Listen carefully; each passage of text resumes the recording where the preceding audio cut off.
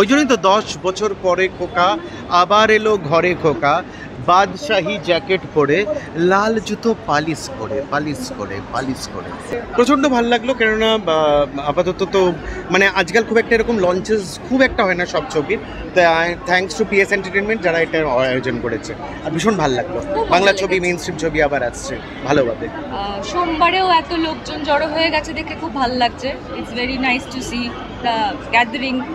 এটা প্রথমত একটু উইকেন্ডে হওয়ার কথা ছিল, কিন্তু আজকেও আমি অবাক হয়ে গেছি এত লোকজনকে দেখে। খুব মজা লাগছে। এটা একটা মজার গান, তো মজার গানে যদি একটুখানি লোকজনকে না দেখি কিরণটা লাগে। মানে আমরা তো স্টেজের লোক, তো সামনে যদি সেই রকম দর্শক দেখতে নাও পাই তখন মনটা খারাপ লাগে। তাই এই যে মজার গানটা হয়েছে, আমরা মজা করে গিয়েছি, মজা করে সব করেছি। সবাই মজা পেলে তবেই আমরা বেশি মজা পাবো। না, আমি কমার্শিয়াল গান করলে তখন সেটাতে কমার্শিয়াল ছাপ থাকে। যদি কমার্শিয়াল না করি, যখন আমি বম্বেতে কাজ করি, মহেশ ভাটের সঙ্গে কাজ করি, তখন এরকম গান করি না।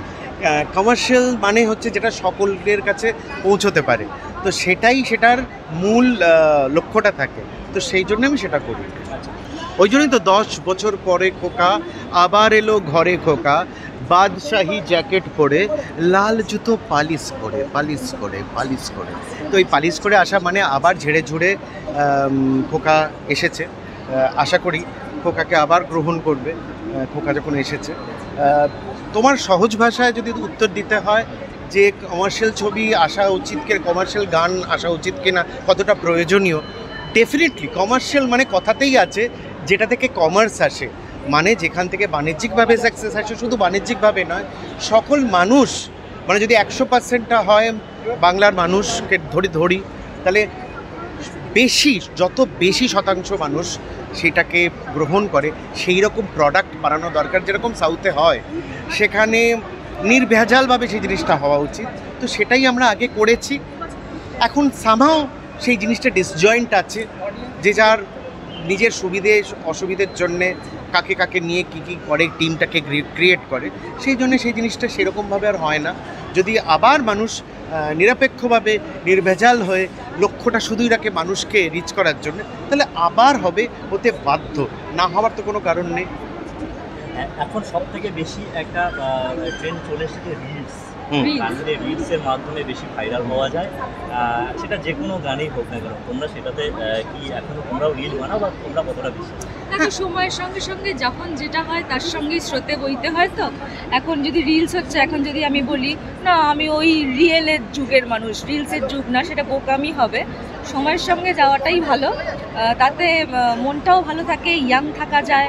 আমার তো তাই মনে হয়। যদি রিলসের এখন যুগ, তো let's do reels, let's enjoy the reels. একদমই তাই। তো রিলস তো ভালোই লাগে, আমি তো দেখি। হ্যাঁ, আরও কত কি আসবে। মানে এখনও যদি আমি একটা বড় ফোন নিয়ে এরকম করে ডায়াল করি, সেটা তো আর হবে না। এখন মোবাইল ফোন এসে গেছে, রিলস এসে গেছে। মানে প্রযুক্তি সবসময় পাল্টায়, তার সঙ্গেই থাকতে হয়। সেটার ভালো মন্দ সবসময় থাকে, কিন্তু তাতে কিছু করার নেই। যেরকম সময় সেরকমই। এখন তো এখানে আমরা মলে আছি, মেলাতে নেই, ওপেন মেলাতে নেই। তো মেলাটা যদি মল হতে পারে, বাকিটাও রিলস হতে পারে। শেষে শ্রোতা বন্ধুদের কি বলবে? শ্রোতা বন্ধুদের কি বলবে বলো? শ্রোতাদের কাজ শোনা, আমাদের কাজ শোনানো। শ্রোতাদেরকে এটাই বলবো যে গানটাকে মজা করে নেবেন। মজার গানে বলবেন না যে এটা আবার কেমন গান। হ্যাঁ, মজার গান তো মজারই হবে। যদি ভালো লাগে ভালো লাগবে, যদি ভালো না লাগে লাগবে না, সেটা আমাদের ব্যর্থতা। তার জন্য এদিক থেকে কোনো প্রেশার নেই। ভালো লাগলে তবেই শেয়ার, রিলস, নাচ গান বা সেলিব্রেট করবেন। Thank you. সেম জিনিস, যখন খোকাবাবু যায় লাল জুতো ভাই প্রথম বেরিয়েছিল, কয়েকজন দেবের ভক্তরা আমাকে, তখন ফেসবুক সবে নতুন, তখন আমাকে মেসেজ করেছিল যে এরকম কেন গান বানিয়েছেন আমাদের দেবের জন্যে। তারপরে তো আমি খুব সেটাতে মর্মাহিত হয়েছিলাম। আমি ভেবেছিলাম একটা ভালো গান বানিয়েছি যেটা মানুষের ভালো লাগবে। তারপর তো সেটা হিস্ট্রি ক্রিয়েট করে, আমরা সবাই জানি।